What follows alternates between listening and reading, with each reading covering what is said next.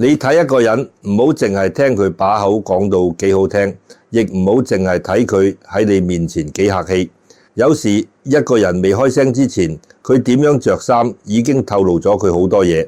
我唔係叫你嫌貧愛富，唔係叫你見人着得普通就睇唔起人，更加唔係叫你用名牌去分高低。做人去到某個年紀，你就會慢慢明白，衣着真正照出嚟嘅唔係一個人有幾多錢，而係佢有冇分寸，有冇自重，有冇安頓好自己。件衫可以唔貴，但起碼要乾淨。對鞋可以舊，但唔好舊到令人覺得你完全唔理人感受。出席咩場合就要有咩場合嘅樣。最怕唔係一個人着得平凡，最怕係一個人明明冇底，偏偏日日靠外面嗰層皮，扮到自己好似好有料，好似好成功，好似全世界都要信佢。你諗下，一個人如果連自己幾多斤兩都唔肯面對，成日要靠名牌、金器、車匙、手錶、皮鞋、西裝去撐住個場面，咁佢心入面其實係好虛嘅。人一虛就容易講大話，人一怕俾人睇低就容易借錢扮闊，人一成日要面就會為咗保住個面拖埋身邊人落水。所以我成日話睇衫唔係睇貴賤，係睇分寸。真正有底氣嘅人未必周身名牌，但你望落去會覺得舒服、穩陣、乾淨、有交代。真正心虛嘅人可能着到成身發光，但你越睇越覺得浮，越傾越覺得唔踏實。古人講，原文係君子不重則不威，呢句出自《論語》。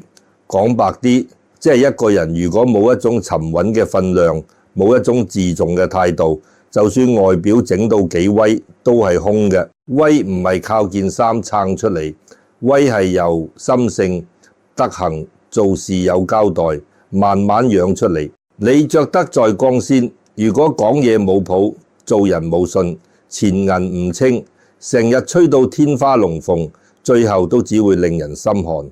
我以前見過一個街坊，姑且叫佢阿強。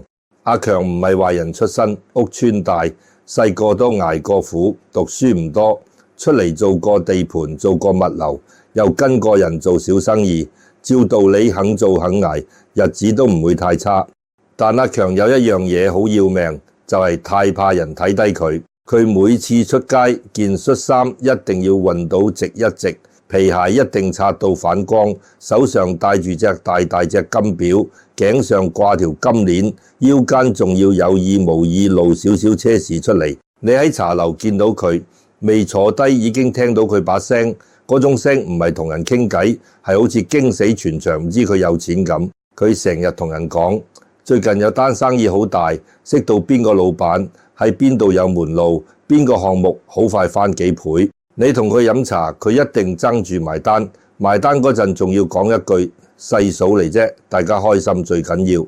頭幾次街坊真係覺得佢嬲得掂，親戚又覺得佢生性咗，連以前唔多理佢嘅朋友都開始主動約佢食飯。人就係咁，你一見到一個人外表光鮮，講嘢夠大聲，成日請客，好容易就以為佢有本事。你未必會即刻信晒佢，但你心入面會放鬆少少戒心，覺得呢個人應該唔會差得去邊。有一次，阿強喺舊式茶樓約咗幾個朋友飲早茶，台面有蝦餃、燒賣、鳳爪，佢就一邊斟茶一邊講自己有個機會。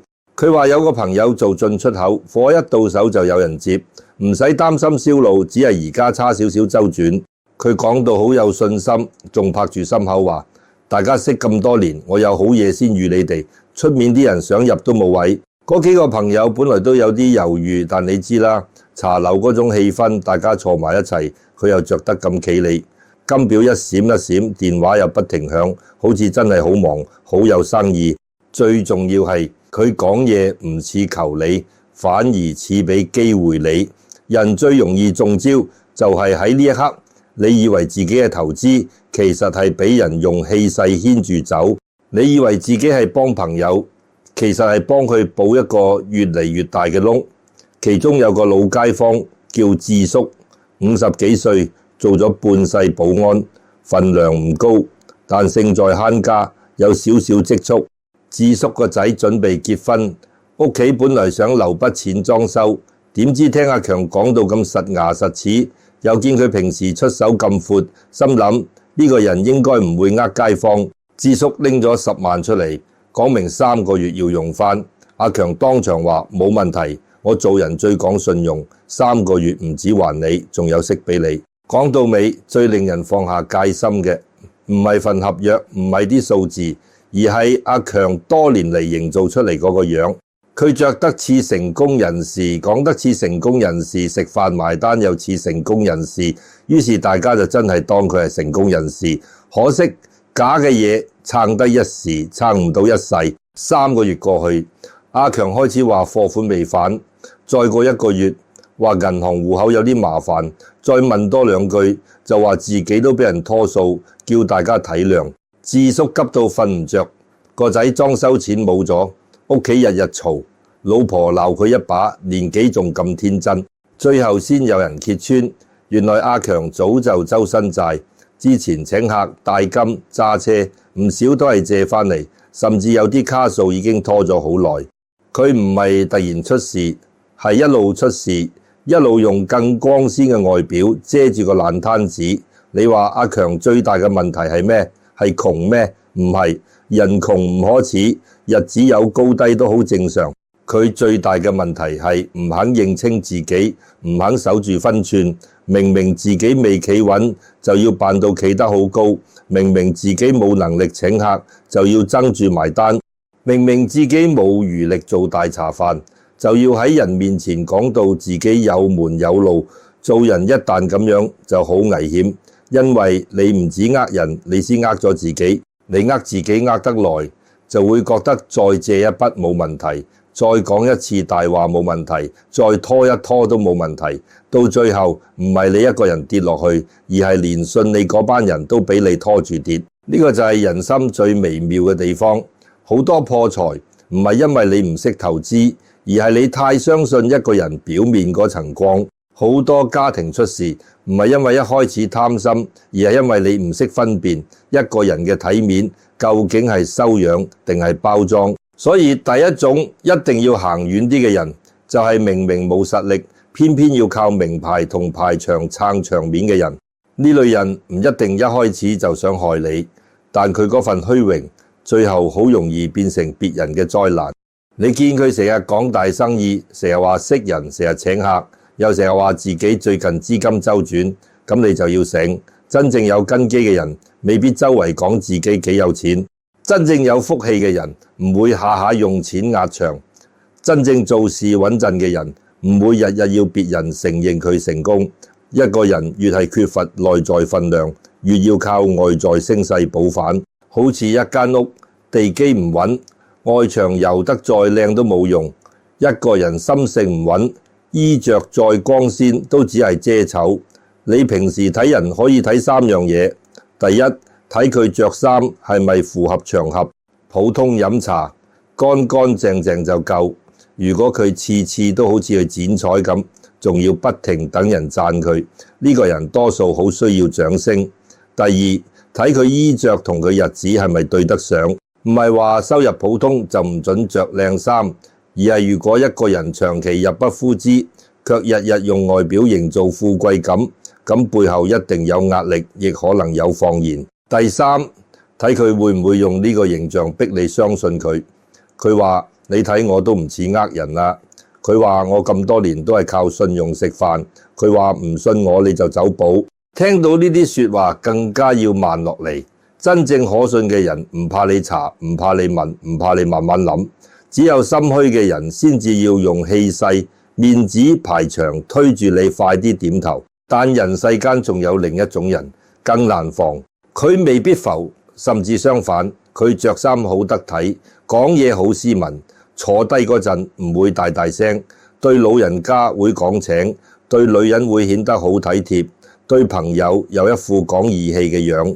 佢唔似阿強咁成日閃閃發光，佢係另一種包裝，包裝到你舒服，包裝到你放心，包裝到你覺得呢個人好穩陣。呢種人最可怕嘅地方就係佢好識因人而變。見到有錢人，佢着到似做大生意；見到老人家，佢着到樸素少少。講嘢又謙卑少少。見到想揾安全感嘅人，佢就整到自己好似一個好有責任感嘅男人。見到朋友，佢就一副有難同當有福同享嘅兄弟樣。你以為佢係識禮數，其實有時佢係識做戲。做人識打扮唔係罪，識場合更加係修養。但如果一個人嘅衣着、表情、語氣永遠都係為咗達到某個目的，咁你就要小心，因為佢唔係自然流露自己，佢係一步一步鋪緊局。古人睇人唔係淨係睇一眼就下判斷。《論語》有句說話，原文係視其所以，觀其所由，察其所安。人焉神哉？人焉神哉？講白啲，即係你唔好淨係睇一個人做咗咩，仲要睇佢點解咁做，佢一路以嚟係點樣做人。最重要係睇佢個心安喺邊度，佢安喺利益，安喺面子，安喺操控別人，定係安喺本分同良心？你睇得清呢一點，好多人就藏唔住。我記得以前有個好有港味嘅故事，發生喺一間舊式茶餐廳。嗰間茶餐廳唔係咩高級地方，地磚有少少舊，風扇成日吱吱聲。下午3點幾，啲阿叔阿嬸會坐喺度飲奶茶、食菠蘿油，順便講下屋企事、仔女事、樓價同退休金。入面有個男人，大家叫佢林生。林生每日下午都差唔多時間出現，永遠一件乾淨恤衫，一條深色西褲，一對擦得好企理嘅皮鞋，手上拎住一個黑色公文包。佢唔會好誇張，唔會帶到成身金，亦唔會大大聲話自己有錢。佢最叻嘅地方就係着得剛剛好。你話佢有錢，佢又唔會太張揚；你話佢普通，佢又明顯比一般街坊多咗份派頭。佢坐低會慢慢叫杯熱檸茶，攤開幾份文件，好似真係好忙。有人經過同佢打招呼，佢一定微笑點頭，講兩句關心說話。邊個屋企老人家入院，佢會問下情況；邊個仔女準備結婚，佢會講句恭喜；邊個話最近股票蝕錢，佢會輕輕嘆口氣，話而家市道唔易，最緊要保本。你聽落去會覺得呢個人好有閱歷，好有分寸，好似值得信。慢慢地，林生同一班茶餐廳熟客熟咗，佢從來唔急住講錢，亦唔會一開始就叫人投資。呢種人嘅高明就係佢知道信任唔可以一口食晒，要一啖一啖餵俾你。頭1個月佢淨係同大家講下生活，第2個月佢開始提起自己以前做金融、做項目管理，識唔少做實業嘅人。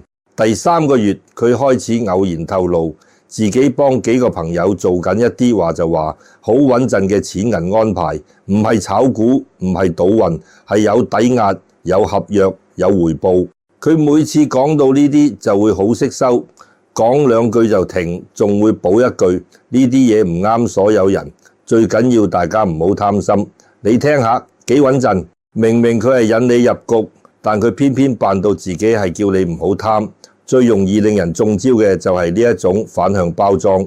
佢唔催你，佢令你自己想問；佢唔推銷，佢令你覺得自己有眼光；佢唔扮闊，佢扮負責任。到有日，一個剛退休嘅阿姨主動問佢：林生，你講嗰啲保本項目係咪真係咁穩陣？林生聽到先皺一皺眉，好似好認真咁諗，然後話：阿姐，我唔敢亂講，錢係你半世人辛苦儲翻嚟，我一定唔會害你。你睇呢句說話幾毒，表面係體諒，實際係進一步加深信任。你越覺得佢唔貪你，越容易將錢交俾佢。當時有個阿姨姓陳，60出頭，老公早走，自己湊大2個仔，2個仔都成家立室，但各有各忙，平時返屋企食飯都少。陳姨手上有一筆退休金，本來諗住留嚟傍身，怕將來病痛，唔想麻煩仔女。林生知道佢呢個心結，講嘢就特別投佢所好。佢唔會同陳姨講發達，佢同陳姨講安全。佢唔會講大茶飯，佢講每個月有少少穩定回報，夠你買餸，夠你飲茶，唔使下下問仔女攞錢。你諗下，對一個老人家嚟講，最怕唔係冇錢豪花，最怕係老咗要睇人面色。林生就係捉住呢一點，佢着得唔誇張，講嘢又溫和，文件又齊，仲話可以慢慢睇，唔急。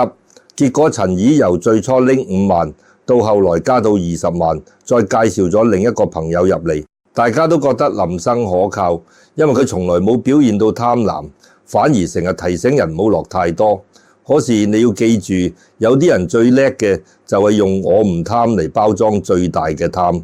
佢知道你怕遇到騙子，所以佢就扮成最唔似騙子嗰個人。幾個月之後，問題開始出現。第1個月真係準時有錢返，第2個月都準時，第3個月遲咗2日。林生解釋話公司核數唔緊要。第4個月又遲，佢話銀行流程改咗。第5個月有人想攞本金出嚟，佢就話項目未到期，提早攞會蝕手續費。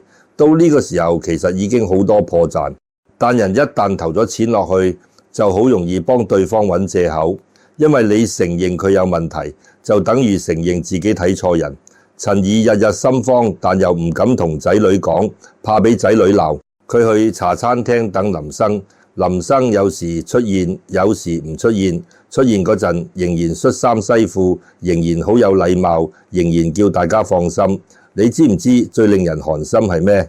係一個人明明已經拖住人哋嘅血汗錢，佢仲可以着得整整齊齊，坐喺你面前飲熱檸茶，好似自己冇做錯過任何事。到最後茶餐廳有幾個熟客一齊報警，先知林生根本唔係咩穩健項目負責人。佢之前已經用差唔多嘅手法喺唔同地方揾人落搭。佢嗰個公文包入面啲文件有啲真，有啲假，有啲只係用嚟令人覺得好正式。佢嗰身衣着從頭到尾都係道具，佢嗰份斯文從頭到尾都係報警，佢嗰種關心從頭到尾都係鋪路。你聽到呢度唔好以為我係叫你見到人着恤衫西褲就驚，唔係。世上好多正派人都着得好得體，亦有好多真君子講嘢溫和，做事細心。我哋要分嘅唔係外表好唔好，而係佢個樣同佢個人係咪對得上。真正有修養嘅人着得整齊，係因為尊重場合，尊重別人，亦尊重自己。有心設局嘅人着得整齊，係因為知道你會信呢一套。分別喺邊？喺佢會唔會催你，會唔會令你唔好意思拒絕，會唔會每一句說話都慢慢推你去同一個方向。林生表面唔催，但佢一路鋪，一路令你覺得唔加入就走寶。佢表面關心你，其實句句都扣住你嘅恐懼。佢表面講安全，其實利用你想安全嗰份心。呢啲就係人心入面最難防嘅地方。商學有一句老話叫商不獨論，即係唔可以淨係睇一樣嘢就定一個人好壞。睇人都一樣，唔可以淨係睇衫，仲要睇眼神、睇手勢，睇佢遇到問題點回應，睇佢肯唔肯俾你查、俾你問、俾你慢慢諗。你見一個人衣着得體，但眼神成日閃，講到關鍵位就避，文件唔肯俾你帶走睇，成日話機會好快冇，叫你唔好同屋企人講住，咁你就一定要停。記住，真正光明正大嘅事，唔怕你問多2句；真正穩陣嘅合作，唔怕你返屋企同家人商量。真正有德行嘅人，唔會用你嘅不好意思去換佢自己嘅利益。所以第2種要行遠啲嘅人，就係着衫太識做戲，見人講人話，見鬼講鬼話，永遠用個樣，用個氣場，慢慢令你放低戒心嘅人。呢類人有時比浮誇嘅人更危險。浮誇嘅人你望多幾次可能會覺得唔對路，但太識做戲嘅人，佢會令你覺得自己好聰明，覺得自己識人，覺得自己遇到貴人。到你醒嗰陣，錢已經出去，人情已經傷咗，屋企亦已經亂咗。做人去到中年晚年，真係要明白一件事，有啲衫係着俾場合睇，有啲衫係着俾獵物睇，前者叫修養，後者叫算計。你唔好因為一個人着得斯文，就將自己半世積蓄交俾佢；唔好因為一個人講嘢溫和，就覺得佢一定善良；唔好因為一個人表現到好關心你，就忘記問一句佢到底想喺你身上攞到啲咩。真正識人要慢，慢慢睇，慢慢聽，慢慢查，慢慢觀察佢喺小事上有冇信用，佢有冇準時還人錢，有冇講過嘅事做到，有冇對服務員、清潔阿姐、屋企老人家一樣有禮貌，有冇一遇到利益就變面。一個人真正嘅底色唔係喺佢準備好俾你睇嗰陣出現，而係喺佢冇諗住表演嗰一刻露出嚟。衣着可以睇，但唔可以只睇衣着。衣着係門口，入到去仲要睇心性。你守得住呢份清醒，就少好多破財災，亦少好多被人拖累嘅苦。講到第三種人，好多人一聽可能會以為我想講邋遢。你唔好急，我唔係叫你見到人件衫舊少少、鞋爛少少就嫌棄人。做人千祈唔好咁薄情。呢個世界有好多做苦工嘅人。有啲人成日喺地盤、街市、廚房、貨倉打滾，返到屋企件衫有汗味，對鞋有塵，唔代表佢冇修養。亦有啲老人家病咗，身體唔方便，打理唔到自己，呢啲更加唔應該拎嚟批評。我要你睇嘅唔係窮，唔係舊，唔係辛苦，而係一個人長期唔理場合、唔理感受、唔理責任，仲覺得全世界都應該遷就佢嗰種心態，呢種人先係真正要小心。因為衣着散亂，有時唔止係外表問題，而係佢成個人嘅生活秩序已經散咗。佢唔整理自己，慢慢就唔整理屋企；唔整理屋企，慢慢就唔整理錢銀；唔整理錢銀，慢慢就唔整理關係。到最後，佢唔係一個人亂，係將身邊人一齊拖入佢個亂局入面。我見過一種人出席人哋婚宴，明知係正式場合，都着住拖鞋皺到一團嘅衫，仲話自己最自然，唔中意扮嘢。去探病，成身煙味，衫領黑晒，入到病房大大聲講嘢，又話老人家唔使咁多規矩。去見人哋父母，去傾工作，去參加紅白儀式，永遠都係一副我係咁噶啦，你哋接受唔到係你哋問題嘅樣。呢啲人最可怕唔係件衫，而係佢背後嗰句說話。我唔需要理你感受，你聽清楚呢句先係問題核心。做人有時唔係為咗扮高級，而係要知道場合有場合嘅禮，別人有別人嘅感受，家庭有家庭嘅秩序。你可以簡單，但唔可以冇交代；你可以樸素，但唔可以完全唔理人；你可以唔追名牌，但唔可以用邋遢當真性情，用失禮當豪爽，用冇分寸當做自己。我識一個女人叫美蓮，佢有個細佬40幾歲，成日話自己懷才不遇，份工做唔長。每次去見工，佢都唔肯執正自己，件衫皺，頭髮亂，鞋底有泥，仲同家姐講，真正識人嘅老闆係睇能力，唔係睇外表。聽落好似有道理，但你諗深一層，見工唔係選美，整理一下自己唔係向人低頭，而係代表你尊重呢件事。你連一個見工機會都唔肯認真對待，咁人哋點相信你返工會認真？後來佢又話朋友介紹合夥做小生意，叫美蓮借3萬蚊俾佢買貨。美蓮初唔肯，佢就發脾氣，話全家人都睇唔起佢，話自己只係差一個機會。美蓮心軟，諗住始終係親細佬，就借咗。結果呢個細佬開頭講到好大志，過咗2個月，貨堆喺屋企客廳，單據唔見晒，客人資料又亂，收支冇記錄，問佢啲錢去咗邊，佢就話做人唔好咁計較，屋企人都要逼死佢。你見唔見到？問題由一件皺衫開始，其實一路照到佢整個人嘅習氣。佢唔係唔識着靚衫，佢係唔肯負責任，佢唔係唔懂打理外表，佢係唔願面對秩序。佢唔係真性情，佢係將自己嘅散亂變成屋企人要承受嘅麻煩。好多父母兄弟姊妹夫妻就係喺呢度吃虧。你見佢可憐就幫佢，你見佢潦倒就借錢，你見佢話全世界唔明白佢，就以為自己要做嗰個明白佢嘅人。但你幫到最後，會發現有啲人唔係等你拉佢一把，佢係等你幫佢背晒後果。佢屋企亂，你幫佢執。佢欠錢，你幫佢還；佢同人反面，你幫佢講好說話；佢做錯事，你幫佢收拾殘局。久而久之，佢更加唔使整理自己，因為總有人替佢整理人生。你以為你係善良，其實有時係縱容；你以為你係有情有義，其實有時係俾人拖住落水。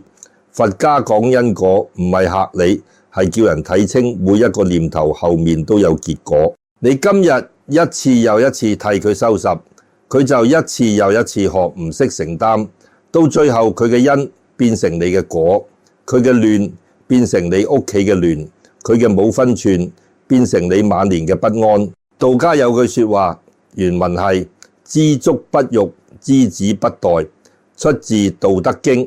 講白啲，即係人要知道咩時候夠，亦要知道咩地方要停。做人唔使過分追求外表，唔使同人鬥威風，但起碼要知止，知道唔可以失禮到傷人，唔可以散漫到害人，唔可以將自己嘅不負責任包裝成瀟灑。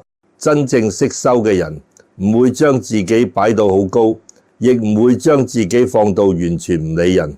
佢知道出門見人要整齊，唔係為咗攞掌聲，而係為咗俾人舒服。佢知道屋企要乾淨，唔係為咗炫耀，而係為咗一家人住得安穩。佢知道錢銀要清楚，唔係為咗小氣，而係為咗唔傷感情。呢種收斂先係福氣嘅根。人如果長期散，福氣都好難聚。你睇一間屋，如果日日雜物堆滿地，門口鞋亂晒，飯台長期放住舊單據、外賣盒、未洗嘅杯，住喺入面嘅人心情都會慢慢亂。人都一樣，外面太亂，裏面好難定；裏面太亂，外面自然會顯出嚟。所以睇一個人點着衫，其實係睇佢點樣安頓自己。第一，你要睇佢衣着係咪符合場合，唔係要佢名貴，而係要佢識尊重。探病有探病嘅樣，做客有做客嘅樣，見長輩有見長輩嘅樣，出席紅白議事有紅白議事嘅分寸。一個人如果永遠話自己唔理規矩，咁你同佢相處就預咗有一日佢都唔會理你嘅界線。第二，你要睇佢係咪長期用衣着營造同實力唔相稱嘅成功感。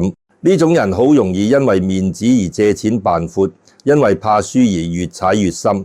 你唔好俾佢個派頭嚇親，更加唔好俾佢幾句大話控到。第三，你要睇佢乾唔乾淨，整唔整齊。乾淨唔等於有錢，整齊唔等於虛榮，而係一個人有冇基本自律。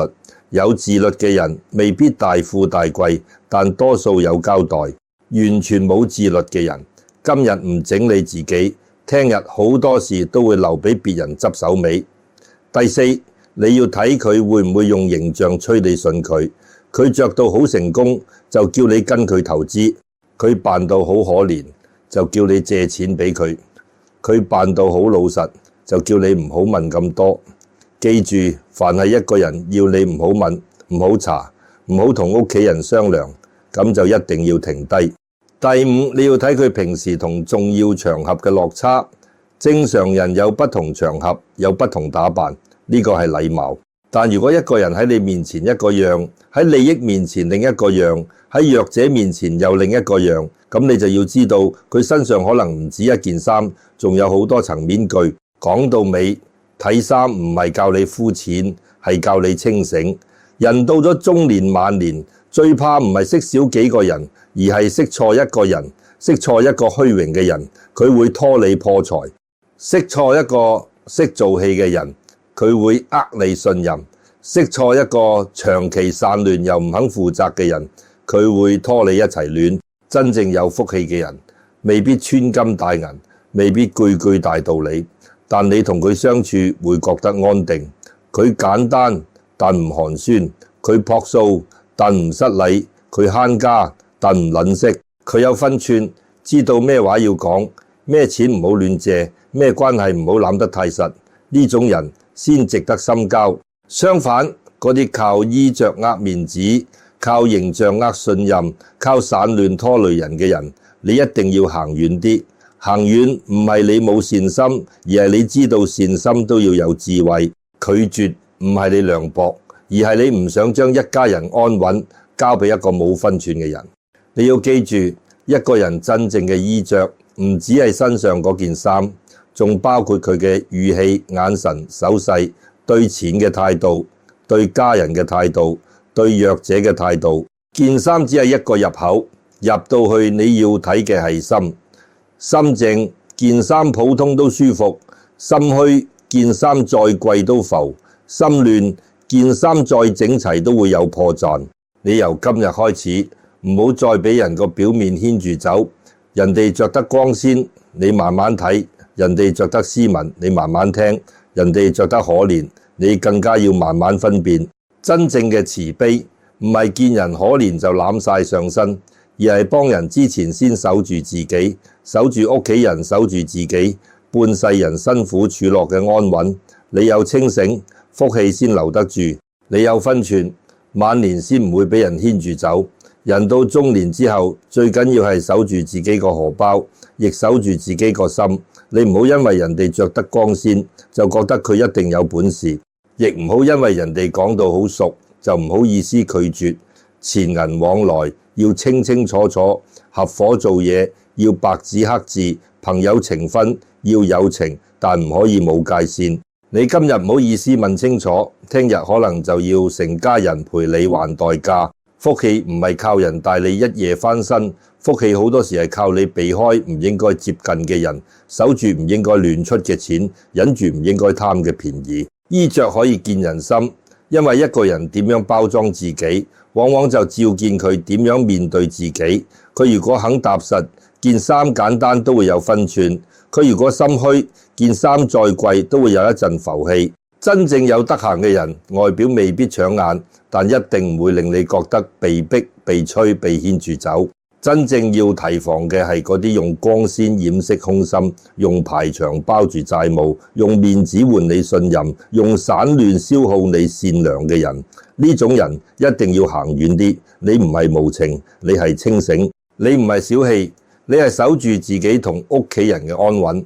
如果你聽到呢度，覺得呢番說話對你有少少提醒，記得幫我點個讚，訂閱呢個頻道，亦可以分享俾身邊有緣人。你一個小小動作，可能就係將一份善念傳出去。睇人唔係要刻薄，係要保護自己；識人唔係要懷疑全世界，係要明白人心有深淺，福氣有界線。如果你願意由今日開始，少一分衝動，多一分清醒；少一分不好意思，多一分守得住自己，就喺留言區留低一個醒字。